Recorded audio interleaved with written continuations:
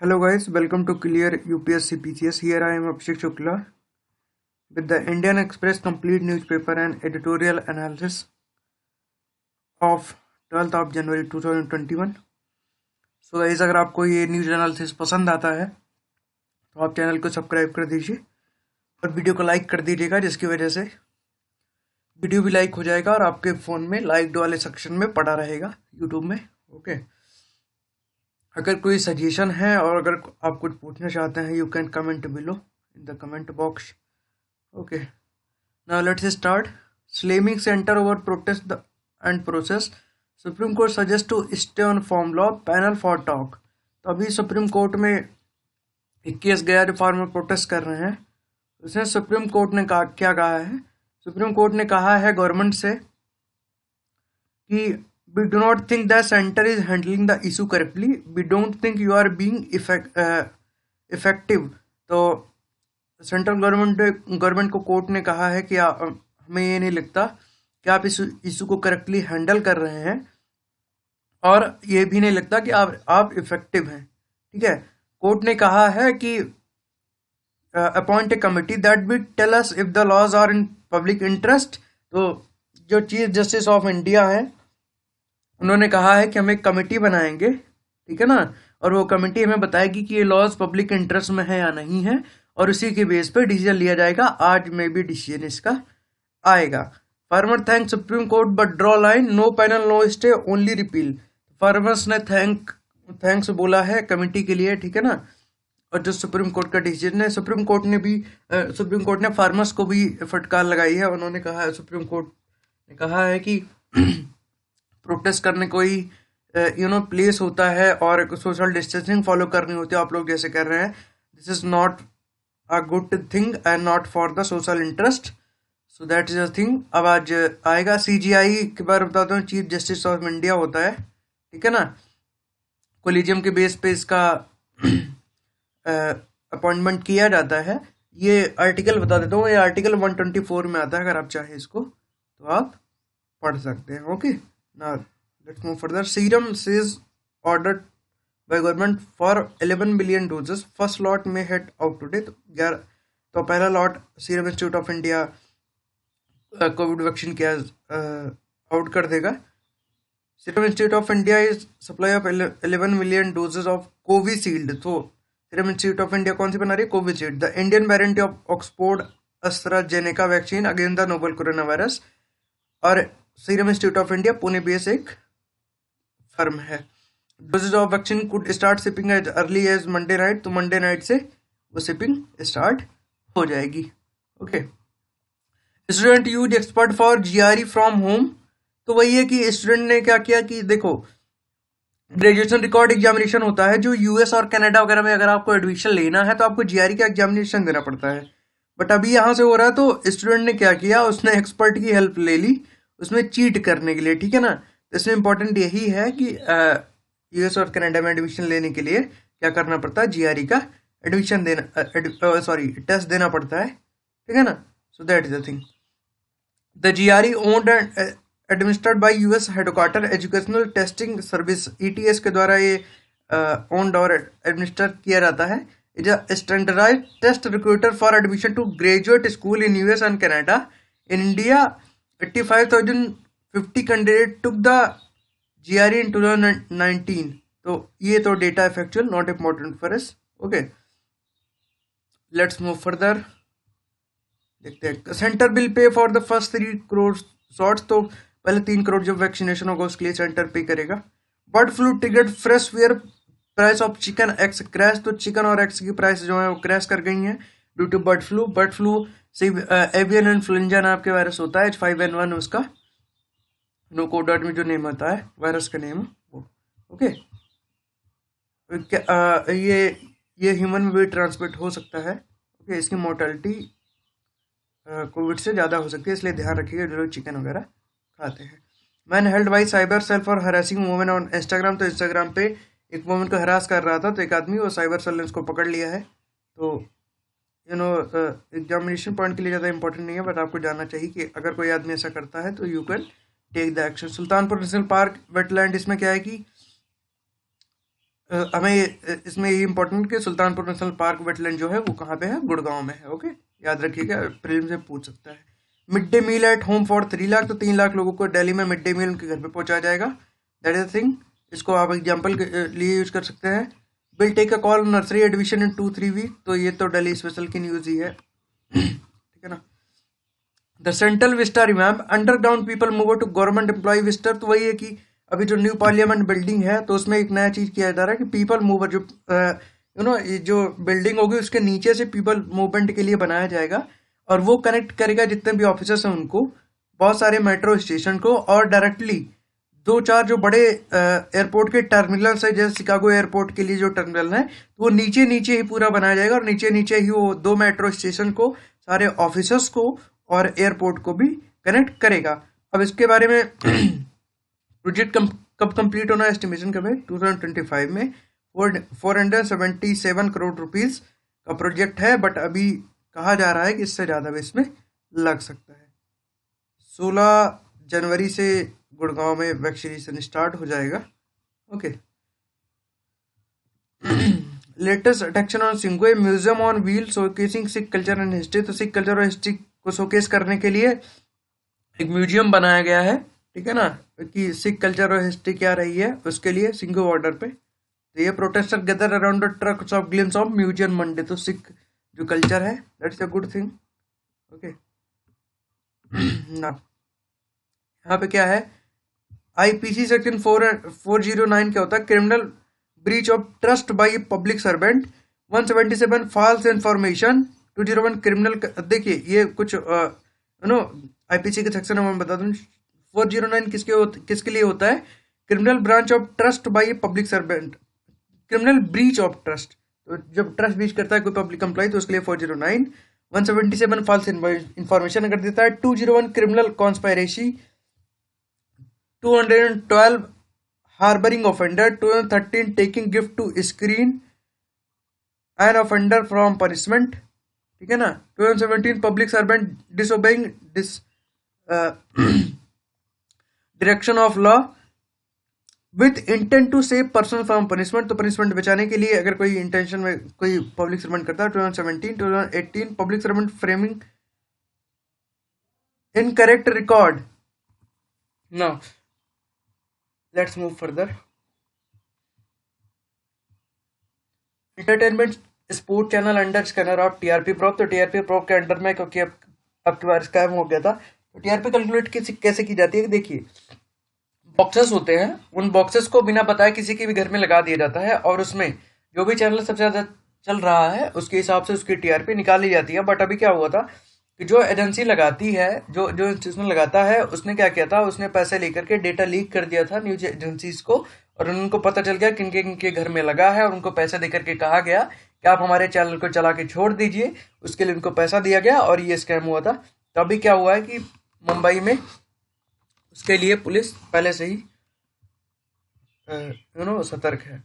अमिट COVID in NRGS first 10 crore people use this scheme, तो national rural guarantee scheme NREGA जो होता है उसके तो 10 करोड़ लोगों ने फायदा लिया इन दिस कोविड भी, ये इसका यही एग्जांपल है। The 10 crore is the highest since the inception of scheme in 2006. The previous high was 2011-12 and 8.2 crore user avail the scheme.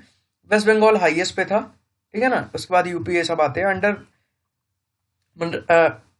MG MNREGA, वही मनरेगा जो होता है। Every rural household whose adult member volunteer to do unskilled manual work, तो ये unskilled manual work होता है, याद रखिएगा, is entitled to at least 100 days of wage employment in financial year, एक फाइनेंशियल में 100 दिन का रोजगार दिया था। अभी कोविड में तो ये बढ़ा भी दिया गया था। Okay, that's the thing.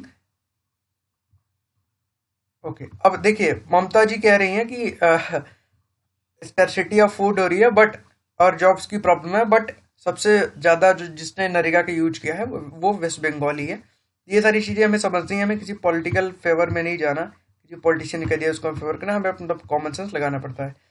Ethan century great Himalayan national park best performer among the protected area, तो अभी क्या हुआ है, ministry for environment forest and climate change ने क्या किया है, मैनेजमेंट इफेक्टिव एवोल्यूशन किया। अब देखिए मैनेजमेंट इफेक्टिव एवोल्यूशन रिलीज कौन करता है, यूपीएससी पूछेगा तो कौन करता है, ministry for environment forest and climate change. इसमें क्या हुआ, तीर्थन वाइल्ड लाइफ सेंचुरी और great Himalayan national park Himachal Pradesh का है, उन्होंने बेस्ट परफॉर्म किया है। Turtle wildlife sanctuary UP की जो है उसने वर्स्ट परफॉर्म किया है, ये याद रखिएगा। तो बेस्ट किसने परफॉर्म किया है, हिमाचल प्रदेश ने, और वर्स्ट परफॉर्म किया है यूपी ने, ठीक है ना। ये प्राइड एंड प्रेजुडिस ये मैं डिस्कस करूंगा, ठीक है ना, ये इंपॉर्टेंट है हमारे लिए थोड़ा सा। House Democrat charge, okay 1 minute, yes, house Democrat charge Trump with inciting violence against the government of US. तो जो यूएस सीनेट में प्रॉब्लम हुई ट्रम्प की वजह से, तो इम्पीचमेंट के लिए ट्रम्प के लिए इनिशिएशन कर दिया गया है। बट मार्केल जो है, जर्मन चांसलर मार्केल जो है, उन्होंने कहा है कि ट्रम्प जी का जो ट्विटर बंद हो गया फ्रीडम ऑफ स्पीच के खिलाफ है, ऐसा नहीं होना चाहिए, उनको भी बोलने का मौका दिया जाना चाहिए। दैट इज अ थिंग, इसमें कुछ ज़्यादा हमारे लिए है नहीं। China, WHO expert arriving Thursday for investigation into virus origin. तो अभी वुहान में जो WHO के एक्सपर्ट हैं वर्ल्ड हेल्थ ऑर्गेनाइजेशन के, वो लोग जा रहे हैं चेक करने के लिए कि ओरिजिन कैसे हुआ, क्या हुआ। बट अभी तो भाई वही है ना कि चाइना अपनी किरकिरी क्यों कराएगा। तो चाइना तो पहले, या तो पहले गए होते तब पता चलता। CCTV, जब यूएस ने CCTV कैमरे की फुटेज मांगी थी चाइना से, तो चाइना ने उसको मना कर दिया था, ठीक है ना, उस लैब की जहाँ से कहा जाता है कि वो कोविड वायरस, कोरोना वायरस जो है वो इनिशिएट हुआ है। बट अभी WHO जा रहा है, देखिएगा करता है। WHO ने उसे बहुत बेकार काम किया है, बहुत अच्छा काम नहीं किया, उस दिन प्रॉपर एक्शन नहीं लिए दिस कोविड। तो WHO की एक उस पर भी सवाल उठते हैं। बट ठीक है, अभी जा रहे हैं, देखिए क्या होता है। ओके, अब जो अर्नोल्ड जी हैं, इन्होंने क्या किया है, ये एक्टर है हॉलीवुड के, इन्होंने जो यूएस में हुआ उसको नाजी मोमेंट से कनेक्ट कर दिया है। इन्होंने कहा कि नाजी वायलेंस की जैसे ही ये भी है। Pope says women can read eight mass but still can not be priest. तो जो पोप है pope Francis change church law. तो चर्च लॉ जो देखिए, चर्च के जितने भी लॉज हैं वो पोप ही बनाते हैं। तो पोप ने क्या कहा है, वुमेन है वो और ज़्यादा पढ़ सकती हैं और सारी एक्टिविटीज कर सकती हैं, ठीक है ना। उन्होंने देखिए क्या कहा, explicitly allow women to do more things during mass, granting them access to the more secret place. तो जो मोर सेक्रेट प्लेस है उनके लिए ग्रांटिंग मतलब एक्सेस ग्रांट कर दिया है on the alter, while continue to affirm that they cannot be priest। तो उन्होंने कहा कि वुमेन सब कुछ कर सकती हैं, वो सेक्रेट प्लेस में भी जा सकती है, बट वो प्रीस्ट नहीं बन सकती, मतलब कि वो पोप नहीं बन सकती है। That is the thing. But ऐसा होना नहीं चाहिए, because now the world is talking about equality of man and women, और यहाँ पे ये कहा जा रहा है कि वुमेन जो है प्रीस्ट नहीं बन सकती। Okay, so guys this is the explain section India is even high table. देखिए इस पे क्या है ना कि ये जो एक्सप्लेन सेक्शन है ये वाला जो है, इस पे डायरेक्ट यूपीएससी से क्वेश्चन आ सकता है, ठीक है ना, क्योंकि अभी यूएनएससी का नॉन परमानेंट मेंबर बना है इंडिया, और इसमें सारी पिछला जो पीछे से लेकर के पास से लेकर के अभी तक क्या क्या इंडिया ने किया है और क्या चैलेंजेस है चाइना के लिए, तो ये हो सकता है, ठीक है ना। एक क्वेश्चन इस पे भी आ सकता है कि इंडिया यूएनएससी में बन रहा है तो चाइना के लिए क्या क्या चैलेंजेस हैं, क्योंकि चाइना के साथ हमारे इतने सारे हर्डल चल रहे हैं, ठीक है ना। ओके, सो इसको ये वाला और जो एडिटोरियल सेक्शन है वो मैं लास्ट में डिस्कस करूंगा। New device can detect corona virus antibodies in second. तो नई एक डिवाइस बनाई गई है जो कोविड की जो है एंटीबॉडीज है उसको तुरंत ही डिटेक्ट कर लेगी, ठीक है ना। ये बनाई किसने है, तो कॉलेजियस university of Pittsburgh and university of Pittsburgh medical center, इन दोनों ने मिलकर बनाई है, याद रखिएगा। और this is the good thing कि एक डिवाइस के थ्रू हमें तुरंत ही पता चलेगा, ठीक है ना। इम्यूनोलॉजी का यूज किया जा रहा है इसमें, because the platform generic it can use the rapid detection of biomarker of other infection. तो अदर इन्फेक्शन के लिए भी वर्क करेगी, जैसे इबोला HIV जी का, इन सारे के लिए भी वर्क करेगी। Breathing rate and risk of virus infection. तो अभी क्या है, ब्रीदिंग साइकिल जो है, ये ब्रीदिंग साइकिल है, ब्रेथ होल्ड टाइम, ठीक है ना। तो ब्रीदिंग साइकिल जैसे जैसे बढ़ती जाती है, ब्रेथ होल्ड टाइम भी वैसे वैसे बढ़ता जाता है, इसके लिए दिया गया है। अब देखिए एरोसोल क्या होता है, एरोसोल देखो, एरोसोल वरीज क्या होता है, जैसे कि अभी हम घूम रहे हैं तो जो विंड है उसमें पार्टिकल्स होते हैं वो अंदर चले जाते हैं, तो वो एरोसोल होते हैं। Not important for us, it's very a deep medical thing. NPA set to suit up the 13.5% by September more if severe stress, तो नॉन परफॉर्मिंग एसेट्स जो है वो 13.5% हो जाएंगे, 13.5% बढ़ने की संभावना है। मोर इट सीवियर स्ट्रेस, तो ये भी और भी सीरियस हो सकता है। अभी आरबीआई ने क्वेश्चन लिए हैं हाई डेप्ट पे। आरबीआई ने कहा है कि पहले ही गवर्नमेंट इतनी उसमें चल रही है, the adverse impact on government revenue and resultant increase in sovereign borrowing in a period when fiscal authorities are also required to provide stimulus to economic growth. जब इकोनॉमिक ग्रोथ को हमें स्टिमुलस प्रोवाइड करने की जरूरत है, तब ये भी एनपीए भी बढ़ता जा रहा है। That is the problem in increased sovereign debt to level that have intensified concern relating to sustainability with crowding out fear in respect of the private sector in term of both volume of financing and cross thereof। तो अभी वही है कि sovereign जो डेप्ट है उनमें increase किया जाना चाहिए और प्राइवेट जो है उनको ज़्यादा ऑटोनॉमी दी जानी चाहिए ऑटो सेक्टर में, उसी वजह से तो उससे इकोनॉमी रिवाइव हो सकती है। Coal sector will major contributor in $5 trillion economy goal, ठीक है ना। तो 5 ट्रिलियन की इकोनॉमी गोल में कोल सेक्टर है जो ज़्यादा अच्छे से मदद करेगा। अब सिंगल विंडो क्लियरेंस लॉन्च कर दी है अमित शाह जी ने। अब बात करते हैं सिंगल विंडो क्लियरेंस क्या। सिंगल विंडो क्लियरेंस में क्या होगा, जैसे अभी तक बिडिंग के लिए, टेंडर के लिए बहुत सारे पेपर्स के लिए अलग अलग ऑफिस में जाना पड़ता था, अलग अलग अप्रूवल देने पड़ते थे, बट अभी क्या है, वे सिंगल विंडो क्लियरेंस में एक ही जगह से सारा अप्रूवल मिल जाएगा। तो इसमें क्या है कि ये हेल्प कैसे करेगा कि पहले तो कोई भी बिडिंग होती है उसमें 3 से 4 साल लग जाते थे, बट अभी क्या होगा, सिंगल विंडो क्लियरेंस से जल्दी सारा काम हो जाएगा, जल्दी बिडिंग हो जाएगी, उसकी माइनिंग जल्दी जल्दी स्टार्ट हो जाएगी। कोविड-19 safety take budget paper online, तो बजट के पेपर जो है आपकी बार बजट पेपर में पब्लिश नहीं किया जाएगा। पहले जब हम लोग प्रेजेंटेशन देते थे बोलते थे कि एक लाल कपड़े में वो लपेट के पेपर लेके आते हैं, ठीक है ना, that is the thing. But अब की बार सारे पेपर ऑनलाइन होंगे, कोई भी वो वो सॉफ्ट कॉपी के फॉर्मेट में होंगे, हार्ड कॉपी का यूज अब की बार बजट में नहीं किया जाएगा। ऐसा इंडिया में पहली बार हो रहा है, ये याद रखिएगा। Okay, India US negotiation on wide range of trade issue, तो इंडिया और यूएस का नेगोशिएशन चल रहा है ट्रेड इशू पे। अभी मेन वही है जनरलाइज सिस्टम ऑफ प्रेफरेंस जो डोनाल्ड ट्रंप जी ने हटा दिया था। इंडिया बायलैटरल टॉक कर रहा है कि हो सकता है कि जीएसपी जो अभी न्यू फॉर्म गवर्नमेंट है उसके थ्रू फिर से रिवोक हो जाए, और रिवोक हो जाता है तो इंडिया के लिए फायदा होगा क्योंकि इंडिया को उसमें छूट मिल जाती है, ठीक है ना, दैट इज द थिंग। तो ये तो था news item. Now we will move on editorial section and explained section, ठीक है ना। सबसे पहले हम एक्सप्लेन डिस्कशन में आते हैं। India at UN high table. अभी क्या कहा जा रहा है, at a time when US is going through a chaotic transitional leadership, US की लीडरशिप ट्रांसफर हो रही है। चाइना जो है वो एमिनेंट ग्लोबल पावर बनने की कोशिश कर रहा है, पाकिस्तान कश्मीर को लेने की कोशिश कर रहा है, बट इसी टाइम पे इंडिया यूनिवर्सिटी का नॉन परमानेंट मेंबर है। इंडिया 7 बार, कितनी बार रहा है यूनिवर्सिटी में, 7 बार रहा है। 50-51 में रहा है, तो उसमें क्या किया है, India president of university presided over the adoption of resolution calling for session of hostilities during the Korean war on for assistant of Republic of Korea के असिस्टेंट के लिए और रेजोल्यूशन को पास किया था। 67-68 में इंडिया ने को स्पॉन्सर किया यूएन मिशन ऑफ साइप्रस, ठीक है ना। 72-73 में India push strongly for admission of Bangladesh into UN, तो बांग्लादेश को यूएन में एडमिशन के लिए यूएन ने इंडिया ने क्या किया था, इंडिया ने रेजोल्यूशन पास किया था बट अडॉप्ट नहीं हो पाया था। तो अभी इंडिया और बांग्लादेश के रिलेशन आप ये भी लिख सकते हैं कि बांग्लादेश के लिए इंडिया क्या किया है। 77-78 में अपार्थाइड के विरोध में अटल जी ने बोला था, ठीक है ना। नामीबिया के इंडिपेंडेंस के बारे में भी अटल बिहारी जी ने बोला था।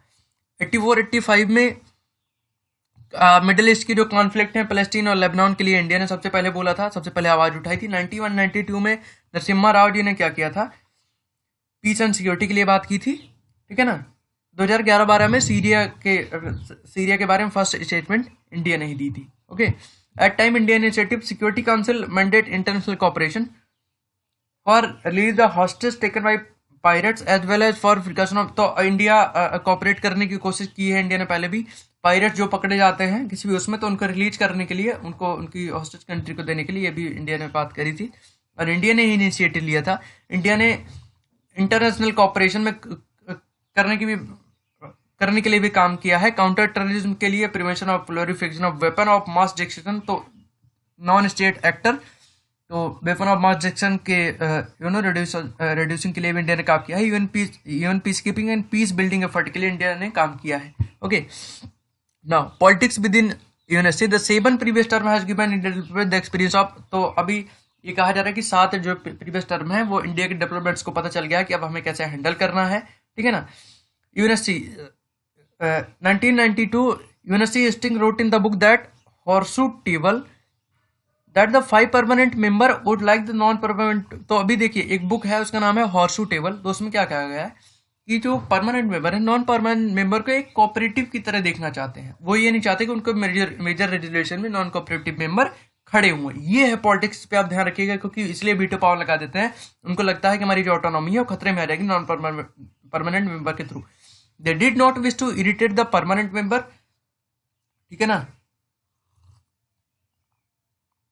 देखिए अभी घारी खान जी कहते हैं कि हमारा जो नॉन परमानेंट मेंबर है वो परमानेंट मेंबर को इरिटेट नहीं करना चाहते।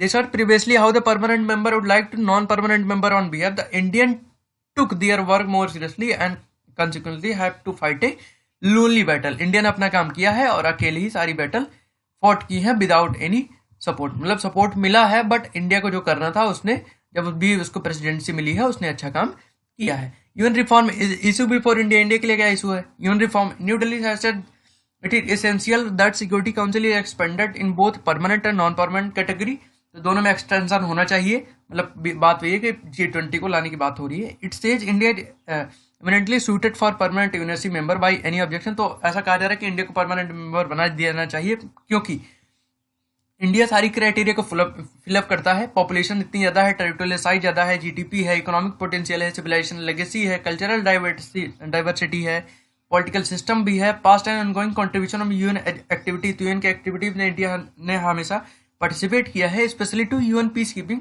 ऑपरेशन, यूएन के पीस कीपिंग ऑपरेशन में। टेररिज्म के लिए क्या है? The international effort against terrorism की प्रायोरिटी ऑफ इंडिया, तो इंडिया की प्रायोरिटी है टेररिज्म को टैकल करना।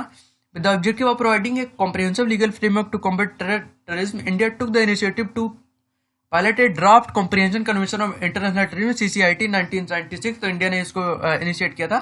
Text of convention is being negotiated in the 6th committee of UN general assembly. India worked closely with its partner in UNSC to ensure the listing of Pakistan-based terrorist Masood Azhar under the UNSC 1260 section committee, तो मसूद अजहर को भी India ने terrorism घोषित कराया था university में। China का challenge क्या है? देखिए चाइना का चैलेंज क्या है? India is entering the university eight a time when Beijing asserting itself, तो बीजिंग में अनसर्टेनिटी चल रही है ग्लोबल स्टेज पे, ठीक है ना। And China aggressive behaviour in Indo Pacific, तो इंडो पैसिफिक में चाइना का अग्रेसिव बिहेवियर है, ठीक है ना। इंडिया चाइना बॉर्डर पे भी प्रॉब्लम चल रही है।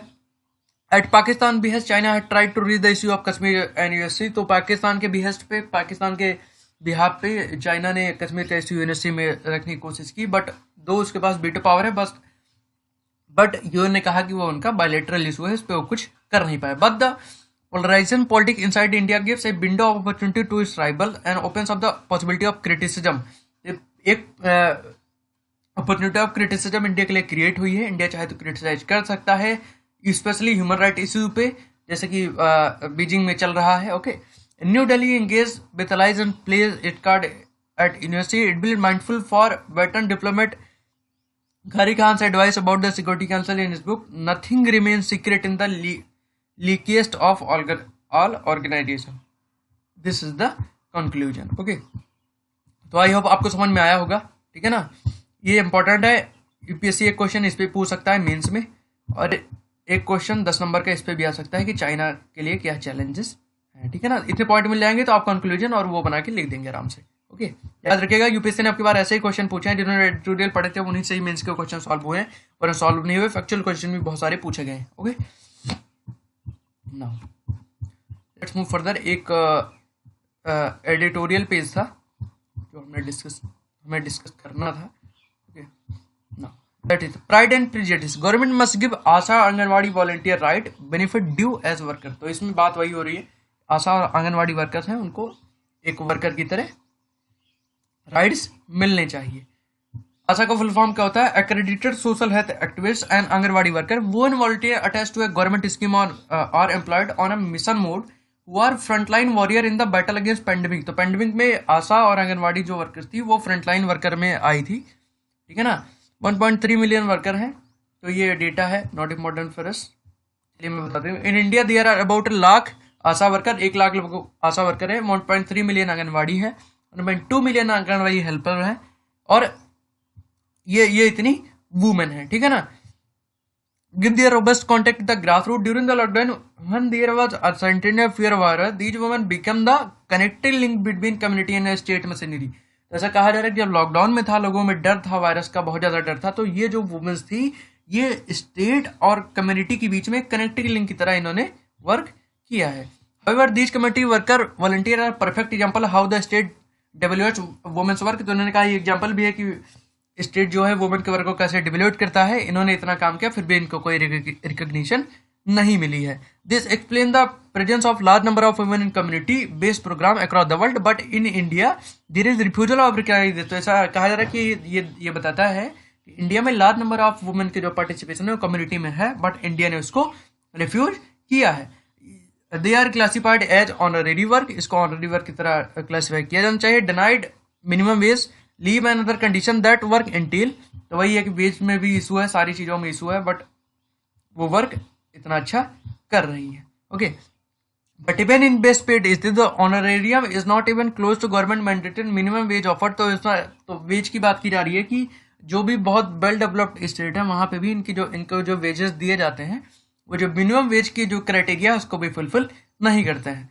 But the government has not, तो वही है कि पार्लियामेंट स्टैंडिंग कमेटी ने भी इस पे रिकमेंडेशन दिया, लेकिन गवर्नमेंट ने अभी तक उसके बारे में कुछ किया नहीं है। The one positive aspect of the work is that society them as part of state machinery. तो एक पॉजिटिव इम्पैक्ट ये है कि सोसाइटी जो है उनको स्टेट मशीनरी के एक पार्ट की तरह रिकॉग्नाइज करता है। Now the pandemic is moving to next stage. Pandemic next stage move करता है। वैक्सीनेशन के लिए इन लोगों को वॉलंटियर की तरह आना ही पड़ेगा। सोसाइटी को सोसाइटी के लार्ज पोर्शन का इम्पैक्ट करेंगी। From the glorified position of corona warrior they will slowly retreat to their old unrecognized identity and sphere of neglect. तो उन्होंने कहा कि अभी वैक्सीन आ गई है, अभी तक इन्होंने जो वर्क किया उसको रिकॉग्नाइज नहीं किया गया है और अभी इसके आगे इनको भुला दिया जाएगा, ऐसा होना नहीं चाहिए। It is high time that state recognise the contribution of these women and accept these them as worker.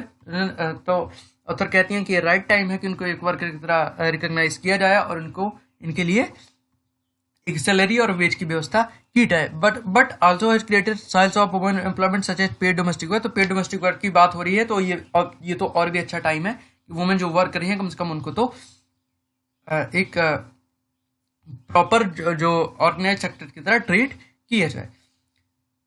Wages and condition of work are women care worker are matter of concern and the state empathy recognise the growing sector of women's employment such a domestic work has a long history. तो long history अभी कभी कोई किसी ने recognise नहीं किया। Recognition of ASHA and anganwadi volunteer as worker even if it is contractual. तो ऐसा कहा जा रहा है कि इनको वर्कर की तरह आइडेंटिफाई करो, भले ही कॉन्ट्रेक्चुअल बेस पे होता है, फिर भी आपको उनको ऐसे आइडेंटिफाई करना चाहिए क्योंकि फ्रंटलाइन वर्कर की तरह कोविड में काम आए हैं और अभी this is the right time to recognise them as a worker. Okay, and give them a good sum of wages. Okay, देखिए आशा वर्कर का भी ये है ना कि वो लोग इमोशनली भी कनेक्ट कर पाते हैं। जैसे कि आते हैं किसी को कोई प्रॉब्लम है तो इमोशनली कनेक्शन भी उनका होता है, that is the thing. Okay guys, इसके लिए इतना ही। अगर आपको पसंद आया है तो आप चैनल को सब्सक्राइब कर दीजिए, लाइक कर दीजिए, बेल आइकन भी दबा दीजिएगा क्योंकि आपको फिर से नोटिफिकेशन मिलता रहे। Trust me guys, if you are following my channel तो मैं जितने भी इंपॉर्टेंट न्यूज आइटम है वो सब आपको बता दूंगा, ठीक है ना। कुछ भी छूटेगा नहीं। आपकी कोई सजेशन आप कमेंट कर सकते हैं, कुछ पूछना है तब भी कमेंट कर सकते हैं। Okay, thank you, have a good day and as always हारा वही जो लड़ा नहीं।